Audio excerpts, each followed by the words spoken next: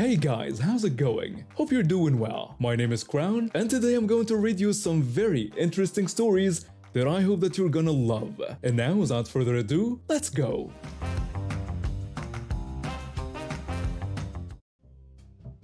I'll start by saying that I'm a mom to a 9-year-old boy. And on that day, we were getting ready for that big bring your parent to school day. You know, the one where parents pretend they are cool enough to step into the world of 4th graders. Yeah, that day.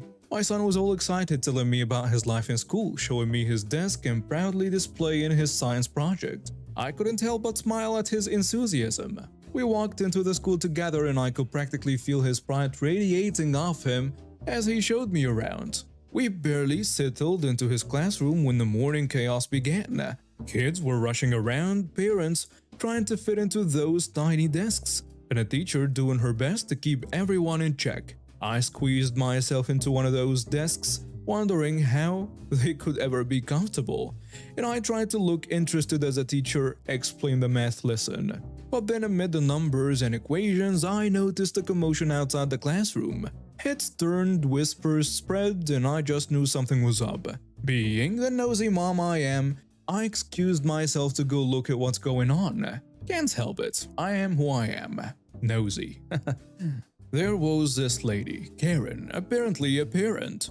And she was like a storm cloud of negativity. She was on a mission, and her target was a poor girl with a prosthetic leg. Now, I didn't know the girl personally, but I'd seen her around whenever I picked up my boy from school. Karen didn't waste any time. She pointed her finger at the girl, yelling about how someone like her shouldn't be around her kid or even in his class. How her prosthetic leg was simply an eyesore. My jaw practically dropped. Who says something like this? The poor girl tried to speak up, but her voice barely made a sound. It was like she was trapped in this horrible situation, wanting to fight back but struggling to find her voice. My heart ached for her. No one should have to endure that kind of cruelty. I couldn't stand by and watch. It was like a switch flipped inside me. I took a step forward, ready to give Karen a piece of my mind. I told her that her behavior was unacceptable, that nobody had the right to treat someone that way, disabled or not.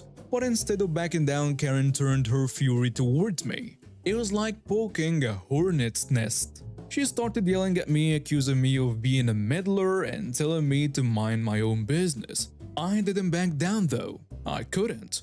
Not when a helpless kid was being treated so horribly. We went back and forth, and the poor girl just stood there, tears welling up in her eyes. And I could see that she was feeling grateful and maybe guilty that someone was standing up for her. Other parents started to gather around, some looking shocked and others shaking their heads in disbelief at Karen's behavior. One parent, a dad with tattoos and a tough-looking exterior, stepped forward and told Karen to chill out and show some respect. And that's when things escalated in a way none of us could have predicted. Karen decided to make her move. I am not really sure what could have triggered this, but she lunged at the poor girl, with her hand raised to slap her. I was horrified, but before anyone could react, a strong hand grabbed Karen's arm from behind, stopping her in her tracks. I turned to see who it was, and there he was. A man in a military uniform, stern-faced and resolute. He had that aura about him, the kind that makes you know he's not to be messed with. He held onto Karen's wrist like a vice grip, and she let out a scream with a confused expression written all over her face. And then amidst the tension and confusion, a voice cut through the air. It was a disabled girl, and with tears in her eyes she said, "Daddy." The man's look softened as he turned his attention to his daughter. He let go of Karen's arm and walked toward the girl. He embraced his daughter tightly and kissed her gently on her head. Their moment was so wholesome and heartwarming that it brought a lump to my throat. But the man wasn't done. He turned his attention back to Karen, who was still standing there baffled and confused. His expression turned from warmth to anger, and he said in a voice that could chill the air, "Next time I hear that you or your kid gave my girl a hard time, I will put you in a wheelchair myself. Now get the hell out of here. Now." Karen scurried off like a little scared dog. The man watched her go, his eyes never leaving her until she disappeared from sight. And then, as if nothing had happened, he turned back to his daughter, that stern expression replaced by pure love. As the crowd around us started to disperse, the man in the military uniform approached me with a look of gratitude in his eyes. "Thank you for standing up for my daughter. It means a lot," he said. I smiled and shook my head. "No need to thank me, just couldn't let her be treated that way." He nodded as if he understood exactly where I was coming from. We struck up a conversation, two parents brought together by a crazy situation. He told me about his deployment, how he wanted to surprise his daughter on Bring Your Parent to School Day, and boy did he succeed in surprising everyone. We talked for a bit and I could see the pride in his eyes as he looked at his daughter chatting with her classmates. He mentioned that they were headed to the principal's office to report the whole incident, to make sure this wouldn't happen again. And you could bet that the principal was in for an earful. From that moment on, people treated that girl with respect. Nobody dared to mess with her anymore. Even Karen, she would walk the other way when she saw her, avoiding her like the plague. Oh, and by the way, I looked up the guy and he turned out to be a captain. No wonder he was so authoritative. And that's how a day that started with the usual chaos of school events ended with an entitled Karen running for the hills. Who says real life isn't as entertaining as the movies? So my girlfriend and I have this thing. We're foodies, but not just any foodies. We're the kind of foodies who have found our holy grail of taste, an Indian restaurant that's a slice of heaven. Seriously, the flavors that burst from every dish could make angels sing. The catch? It's got a price tag that could make a grown man cry. Now we ain't rolling in dough, pun intended, so we have to be strategic about our orders. A single entree for me, one for her, and we throw in a side of naan bread to share. Because let's face it, Indian cuisine without naan is like a party without music. You just can't do it. But here is where the plot thickens like a well-made curry. You see, my girlfriend has a peculiar habit. She loves to munch on that precious naan without dipping it into her curry. That little piece of bread, fluffy and warm, practically begs to be soaked in that rich sauce. But no, she treats it like a solo act. It irks me, but I let it slide.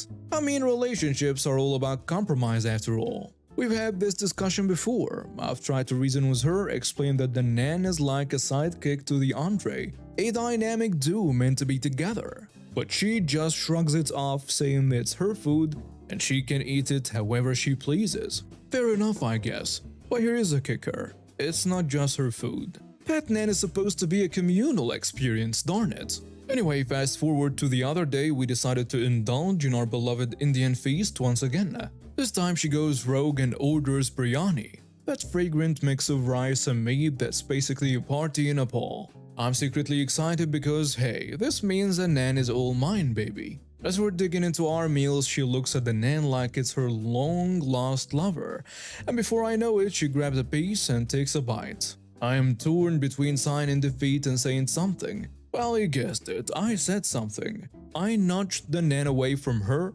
and put on my best really face. You're having biryani, babe.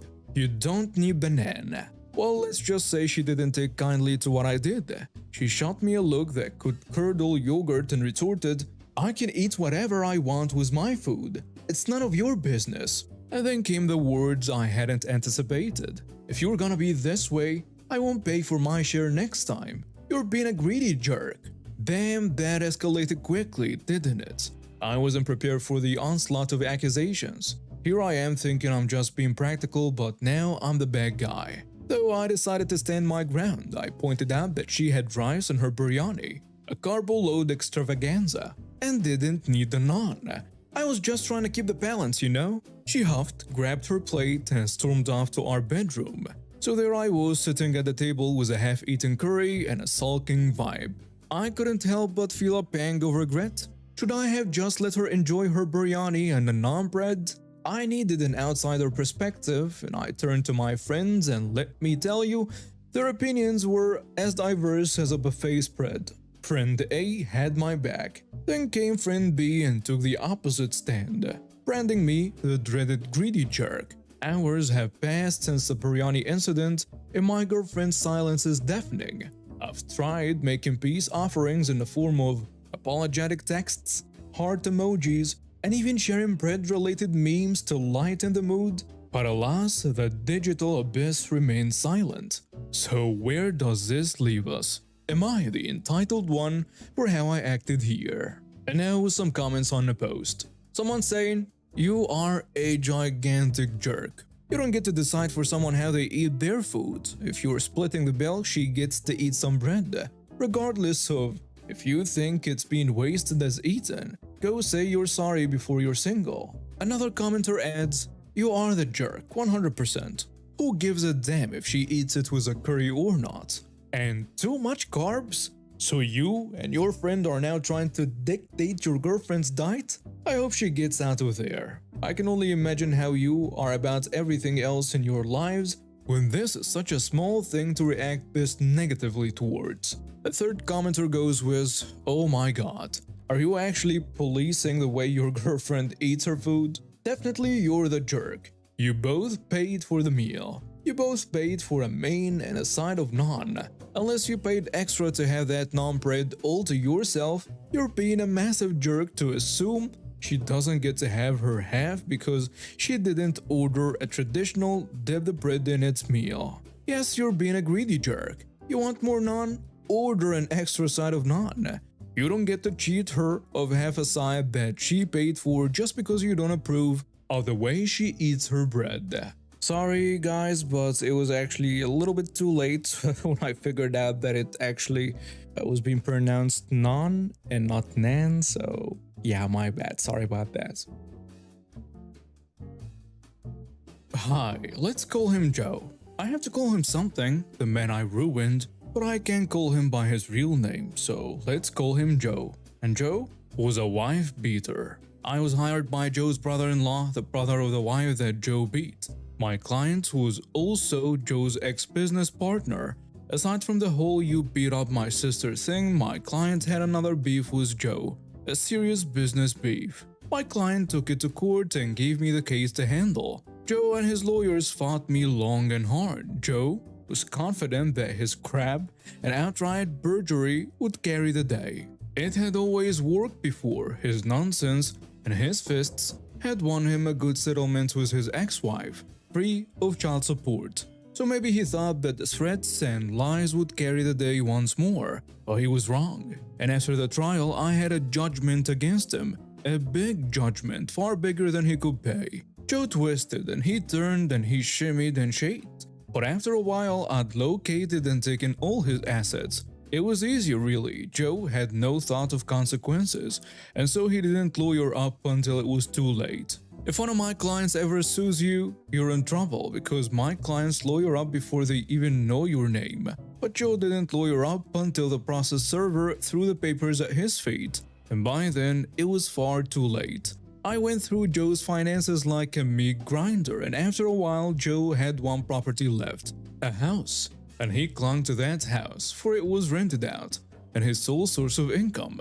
Joe lived in the unfinished basement and he survived on what the upstairs tenants paid him. He cashed the rent checks at payday loan places, paying hefty fees, but it was worth it because he knew that I'd garnish any bank account that he opened. Joe managed to hide his rental place from me for a while because he owned it through a numbered company, but my investigator found him one day and followed him home. Joe self-repped his way through the next stage, which took a couple of years, while I punctured his corporate veils and his sad efforts at a fraudulent conveyance. But in the end, I had his last house, the house where he lived in the unfinished basement, and Joe stepped out one day to get a pack of cigarettes, and when he came back, the sheriff had changed the locks. Can my client at least live in the basement? Joe's lawyer said to me, pro bono, because by this point Joe had nothing to pay lawyers. I knew the pro bono guy. He practiced law nearby. As I was talking to him, I could see pro bono guy's office window across the parking lot from my office tower window. Ask the purchaser. I said, it is out of my hand. And it was. I told Joe's lawyer that the new owner, a nominee, one of my client's employees, wouldn't let him back into his crappy basement apartment. Joe, a man who had owned this and that here and there and all over town, had just lost the last thing he owned on earth except for his truck. He still had his truck left.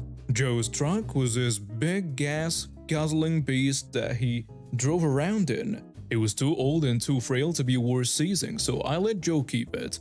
And I was glad I did that because now the truck was where Joe slept. Until he made a mistake, and he lost his truck too. He lost his truck the day I got a phone call from the tenants at the house that Joe used to own.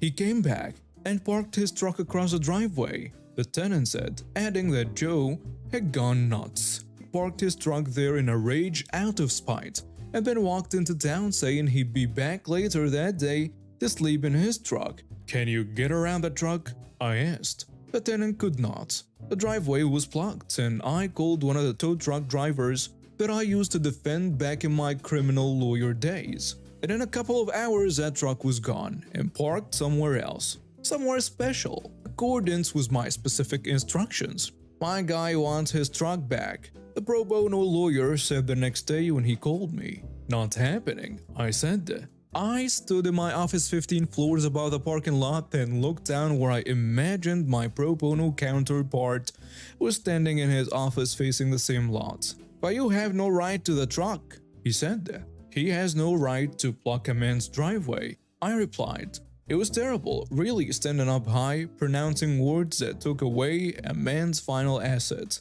the last thing he owned on earth. "Are you really gonna make me go to court over this?" said the pro bono guy. "Do what you gotta do," I said, and the pro bono guy said his client was coming in the next day to sign an affidavit, and then they were going to court to get the truck back. But I was unconcerned.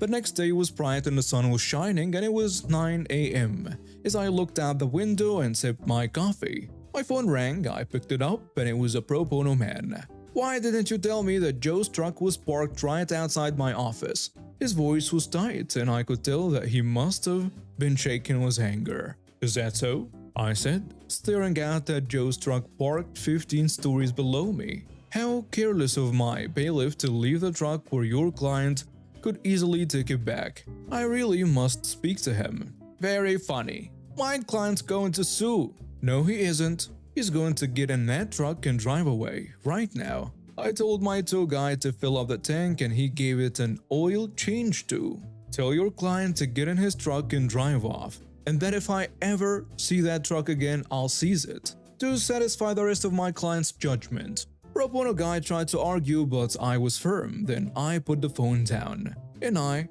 topped my coffee. A few minutes later, Joe walked out of his lawyer's office and over to his truck. As he walked, I saw that there was no longer a bounce to his step, that joy had gone out of him. Joe was not the first guy I ruined, and he won't be the last. But he is the only one whose final ruin I witnessed from on high from my office. And it was one of the most powerful experiences of my life, watching a man walk to his truck, knowing that I had stripped him of everything else he had, and that he owed his possession of his last asset, his truck, to my mercy. Joe drove away, his big, ancient truck spilling clouds of smoke from the exhaust, and I was pretty sure I'd never hear from him again. And I never did. And now we have reached the end of today's stories. Thank you for watching and see you next time.